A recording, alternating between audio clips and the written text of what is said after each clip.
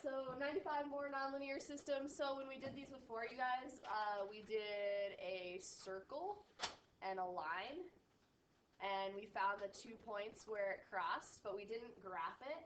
We would just solve for the linear. We'd substitute it in for the x squared or the y squared. We'd FOIL it out. Then we'd get a quadratic, and we'd factor or use quadratic formula and solve, right? You guys remember that? We had a circle and a line? So that's what we did for those problems. It was on the last test. And then on these problems, it's similar, except for we're actually going to graph, and instead of using substitution and like doing the quadratic formula, we're actually just going to plug it into our calculator and find where they cross. Okay? But you do have to do a good graph first by hand. Okay? By hand. So go ahead and write these two equations down and draw a graph.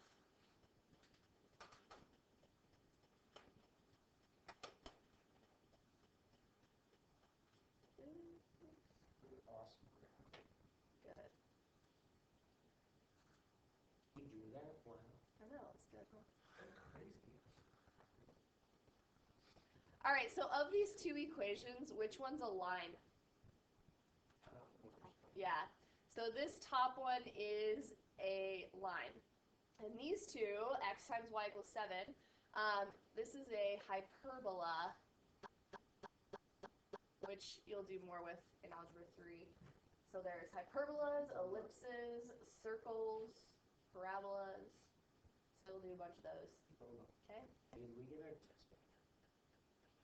No, not yet. I still have one person that needs to take it. So this one, you guys, we're going to solve for y and graph a line. So that's pretty easy. We know how to do that, right? So we're going to move the 3x to the other side. So I have negative y equals negative 3x plus 4. Be really careful with your positives and negatives, all right? So there is a negative in front of y, so now I'm going to divide by negative 1, which gives me a positive 3x and a negative 4. And then we're going to graph the line. So we have a y-intercept of 4 and a slope of 3 over 1. 1, 2, 3, 1. Then we're going to draw a line.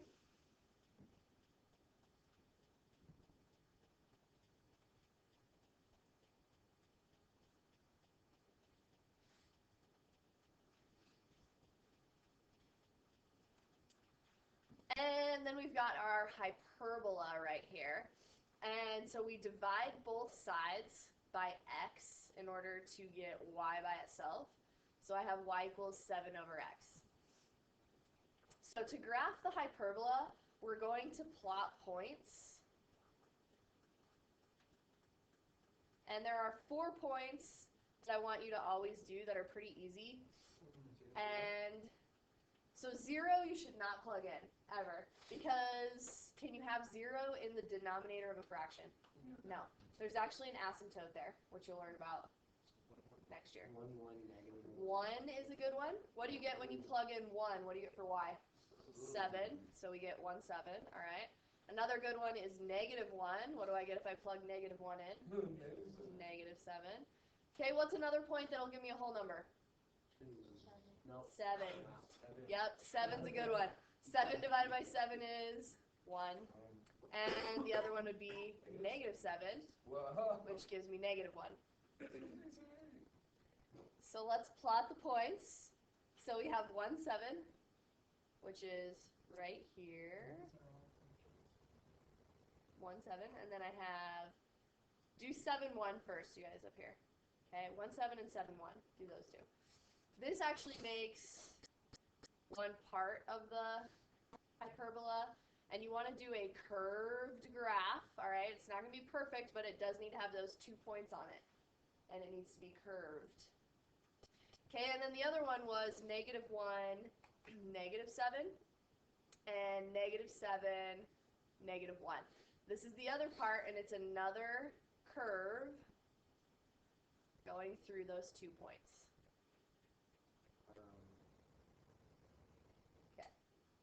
All right, now we're going to plug it in, and I want to know exactly where is this point and exactly where is this point. And if it crosses again somewhere, we'd want to know that. So, but I'm pretty sure it's just these 2 points, so let's check on our calculator. So you guys grab an Inspire or your 84, whatever you have.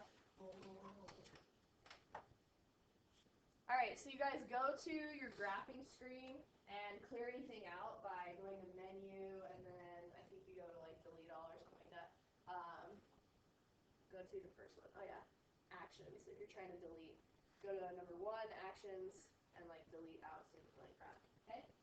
All right, so then we go to tab in order to plug our equation in. And what was the equation of the line? There you go. Y equals. Clear those out. Unhighlight plot. What was the line? Was it 3x minus 4 or 3x plus 4? I can't remember. 3x minus 4. All right, so 3x minus 4. Enter. And we have a line. So you have to unhighlight plot. So go there, press enter, go back down. Okay. All right, and then we need another one. So tab. And what was it? 7 divided by x, you guys? So 7 divided by x. Enter. Everyone have a hyperbola and a line. Yeah, window. Wait till graphs that do Windows Z standard. Pete, did you get yours? Oh, I mean. What's this? Oh. No, 7 divided by x. Go to window. All right, Inspires. If you have the Inspire, we're going to go to menu, analyze graph, right arrow key here, go down to intersection, okay, and press enter. And what you want to do is, first it's lower bound, so if I'm doing this point right here, I'm going to do this one first. You go left of the point, click down here, and then right, and click down, and it gives you that point. Now, if yours is only 2.33, we need to go to 3 decimal places, so press enter. So if yours is only 2 decimal places and we need 3, you guys go to menu, and then go to settings, and I want this to be float instead of float 3 or wherever you're at. Go to just float, and then go to make default, okay? So that it stays floating, and you should get a bigger decimal than just 2.33. Okay? So then we want to find the other place where it intersects. So go to menu, and analyze graph, and intersection, enter. Okay, use your arrow key thing. We go left of the point, right of the point, and we get the second answer. Okay, so round to 3 decimal places. So the first point's -1, -7. We're good to go. And then 2.333 and 3. Okay. So that's just the answer. Yep, those 2 points are the answer. You All right. have to draw the graph and. Wait, we already. Yeah, we do. Okay, so for this one, you guys, we have x squared plus y squared equals 10. That's a circle. 3x squared minus y squared equals -2 is another hyperbola. Don't worry a whole lot about that. But this one is set up special because both are x squared and both are y squared. What can we do on this one? We can do elimination, yep. And it's already set up for elimination because I have plus y squared minus y squared, so these cancel. Okay, then I've got 1x squared plus 3x squared is 4x squared, and then 10 minus 2 is 8. Okay, divide both sides by 4, so x squared is 2. And then square root both sides, so x is the square root of 2. But what do you have to remember? Anytime you solve for any x squared, plus or minus. This is what so many people forget. Do not forget it is plus or minus. So what I have is I have part of an x coordinate that's going to be positive and part that's going to be negative. So we first are going to plug in the positive one. When you go back to plug in, there is definitely one equation that is easier than the other one to plug in. Would you guys do the top or the bottom on this one? So look for the one that does not have a coefficient in front. It's probably easier to plug back in. All right? So I've got positive x squared. That's what we're going to plug in. Or sorry, yeah, my x, which is square root of 2. We're going to plug that in first. So when you're squaring a square root, it just gets rid of it, right? So I just get 2 equals 10. Subtract 2 from both sides, so y squared equals 8.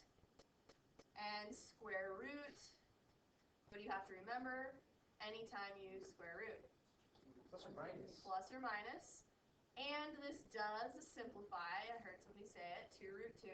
That's good. So guess what? For positive root 2, we got 2 solutions. So that's 2 separate points. So for positive root 2, we got 2 root 2. And for positive root 2, we got negative 2 root 2. So when I plugged in the positive, I got both plus minus. Okay. Now when you plug in negative root 2, we got to find our y coordinate as well. So if you come back up here, if you plug in a negative root 2, I don't want to do it all again because it's pretty easy. What happens when you square a negative? It's still positive, okay? So the squaring squares the negative and undoes the square root, so you still get 2. So guess what? Same answer for the negative root 2.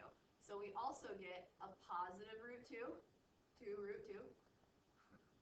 And then when we plug in a negative, we also get a negative 2 root 2. So each x has 2 solutions on these. You have 4 points for these graphs. Okay? So if you think about a hyperbola, which looks like this, and a circle, crossing, how many times can it cross? 4. 4 times. So there were 4 points that we got as solutions. Looks like a baseball.